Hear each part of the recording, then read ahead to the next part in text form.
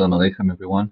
So I was asked to put this together by a teacher, by a Rebbe, and I want to begin with a few principles here. So, number one, if you are a Rebbe and you need some help with something like this, or you're a Mori, you need some help with something like this, please feel free to reach out to me at toldosohr@gmail.com, like I said before, and I would be helpful. I would be happy to help out. I also have worksheets that I make that I myself am using, and I've been making worksheets for some time now. Okay, so when it comes to conjugations of verbs in Lashon Hakodesh. First thing is that I always try to start first with prefixes and suffixes. That way I already understand the patterns of pronouns that can attach together with a word, and they also understand when they're seeing prefixes and when it's nouns versus when it's verbs. It's very helpful to start first with this before you go into what we could call verb conjugation. Already the terminology of verb conjugation is a little bit too complicated, I think, for both for teachers and for students. I like to use action words. Okay, so the first rule to teach, always the first rule to teach, is that verbs or action words in Lashon Hakodesh always express three things. Now, at the beginning, I said always express three things, but the truth is it's almost always express three things very clearly. The first thing is that it always expresses who did the action. And there's not that many options of who could do it, and they need to know this. The student needs to know that it's only I did it, you did it, he did it, she did it. It could be it did it, we did it, or they did it. Okay. The second thing is this should be fixed. The second thing is that the verb or the action word always indicates to you when the action was done. Was it done in the past? Was it done? Is it being done now, or will it be done in the future? Now, when I go through this idea of when in an actual classroom, I'll actually have kids. I'll go around the room and I'll have kids say an action word, and then I'll make them say it. Tell me how you say that word in the past, how you say that word in the present, how you say it in the future in English, because even that itself is not so simple for students to recognize. The third thing that I teach is that the action word is always telling you what the action itself was. Okay, so there's three things that are always found inside of a word that is a action in Hebrew. There's who did it through a pronoun. There's when it was done and what was done. Very, very, very important. Very important that you, as a student of Torah, can always identify these three things. Why? Because you need to know who's doing an action. You need to know when the action was done. And you need to know what the action is. Otherwise, you've completely lost context. You don't have any clue what's going on in that particular pasuk that you're reading. Where can these three things be found? Where can they be found? So, as you see here, I marked them as blue. Who? Who did it? And when it was done, and what was done. The first thing is when it's done. Is it in the past? Is it in the present? Or is it in the future? So this generally, before we get into the Vav HaHipuch, the Vav which switches the tense, this can be found in, when it's in Lashon Kal, this is the rule, the first added letter. That's what you're looking for, the first added letter. You want to know if a word is in future tense, or is in past tense, or is in present tense. You're looking for the first added letter. Now, this does not mean that we're talking about a vav in front of a word, which means and. That's not considered a letter which is attached or is grafted onto a verb. That's a letter that we've already learned about, and it has a completely different function. We'll get into that soon. But you're looking for the first added letter. What do I mean by first added letter? So let's take a look at our patterns here. The back end. As you can see here, on the back end, there's an added letter. The first one tells you that this is in the past. So it's in the back, and there's no added letters in the front. The added letter, the first added letter here is the T sound. That tells you that this is past tense.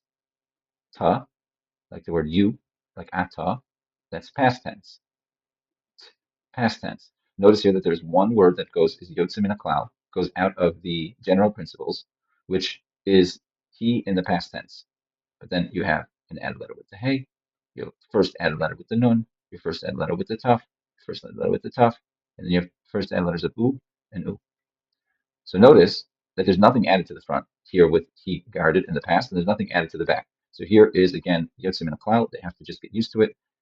And another thing to notice is there can be more than one letter added to the back. But let's try to focus on what's the first added letter. This is all past tense. Let's go to future tense. The I wills or I shalls or he shall or should or would. All these things are future tense, okay? So now let's take a look. The first added letters, the aleph in the front, the taf in the front, Once again, the taf in the front, the yud in the front, will, shall, should. These are all future tense. Okay? So again, while there are other added letters, that are part of the verbal or action word conjugation, the first added letter is what you look at. So when the first added letter is in the back, it's past tense because it's past the action. The action already happened, so to speak, right? The shorish, the root word, has already occurred in the line of Hebrew, which goes from right to left. The first added letter has already passed the action. The first added letter in the future tense is in the front. So it's kind of looking forward to the action. So that's future tense. I'll show you a little cartoon in a second. So now let's take a look at present tense. The first added letter is in the middle of the shorish, is in the middle of the action. Just like when you are in the present moment, you are involved in the activity that you're doing. So again, past tense, the first added letter is in the back, which also means that there are no added letters in the front. The future tense, the first added letter is in the front, and the present tense, the first added letter is in the middle of the action. Let's take a look quickly at this chart that I've made.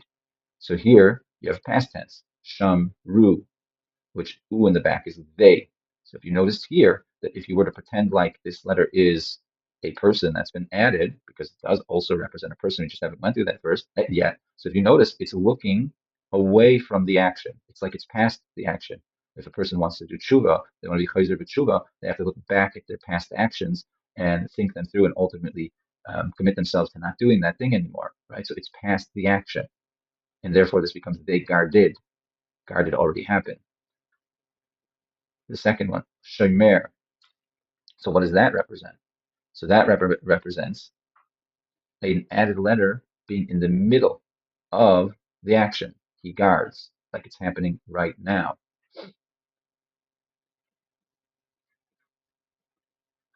Okay, the next one, you have yishmor. So here, the added letter, the first added letter, is in front of the action.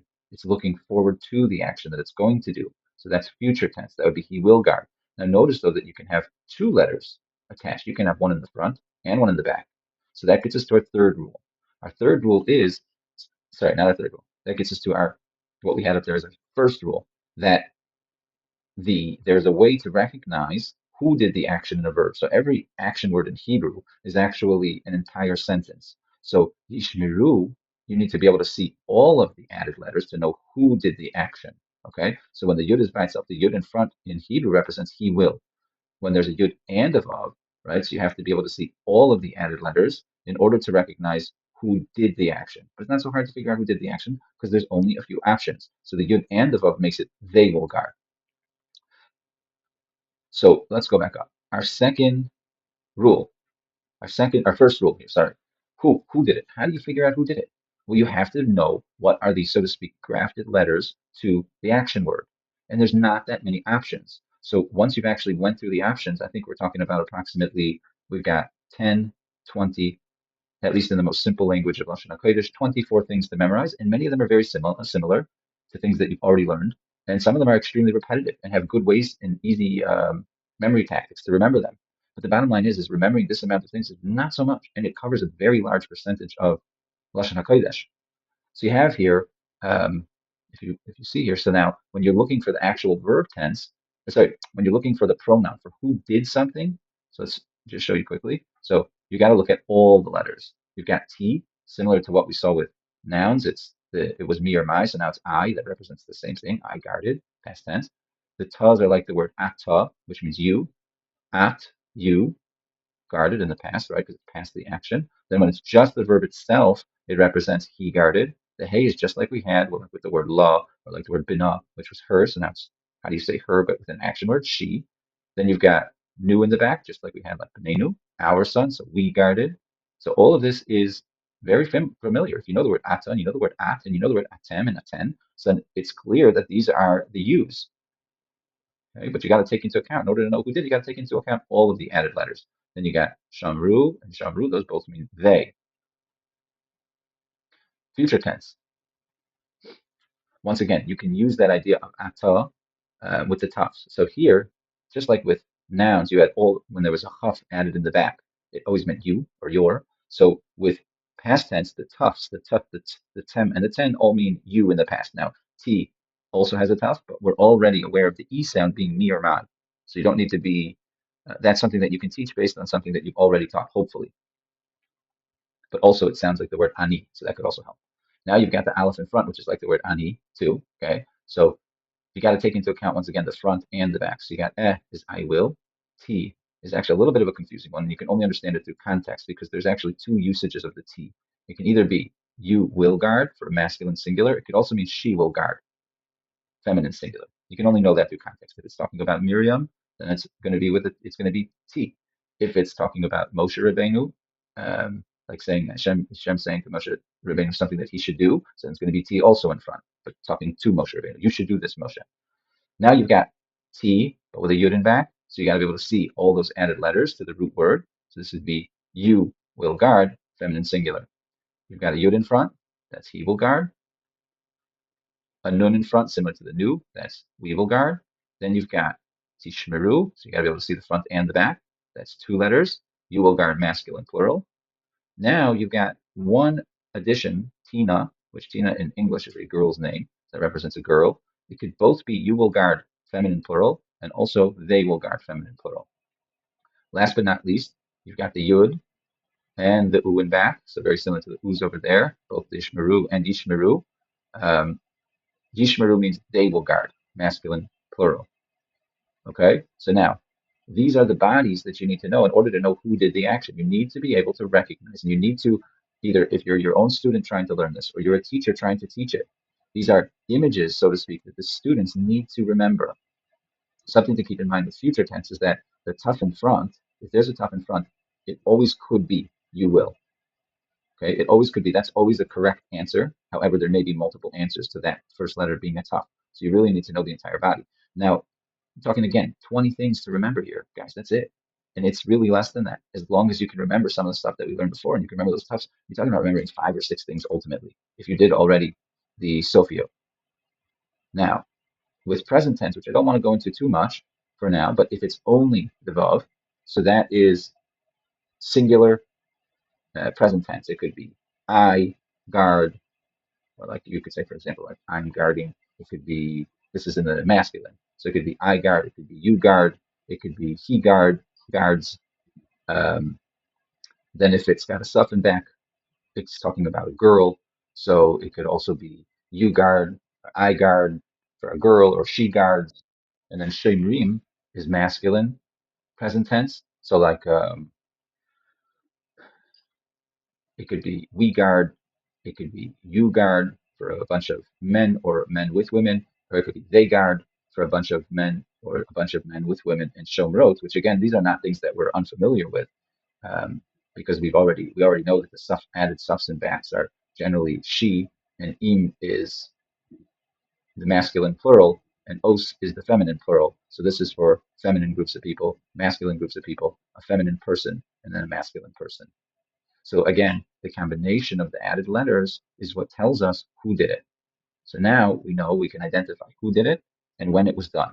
We identify when it was done by the first added letter. We recognize who did it by getting used to, by knowing the very limited amount of patterns that we need to know of what are the added letters to the actual verb, to the actual action. The last thing you need to know, which this is just a matter really of memorization, is what the action word itself is. Right? You need to know sharashim. You need to know when letters, what letters might drop when letters are added, etc. And that's a little bit of a longer lesson.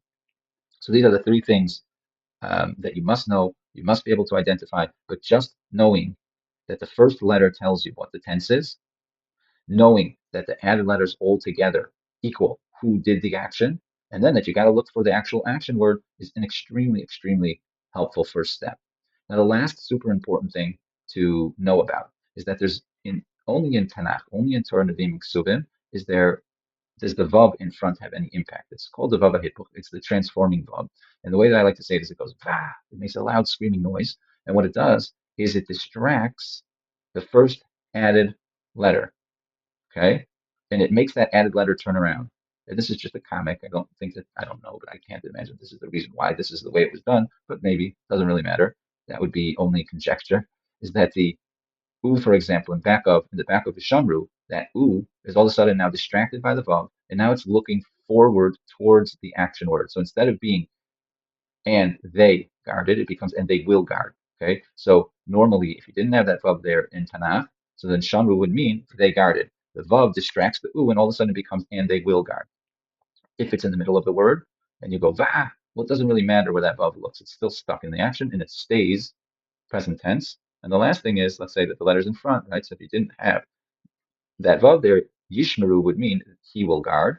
But with the vav, it gets distracted, and now it would need to look back to look at the action word, and so it becomes and he guarded in the past. Have a spectacular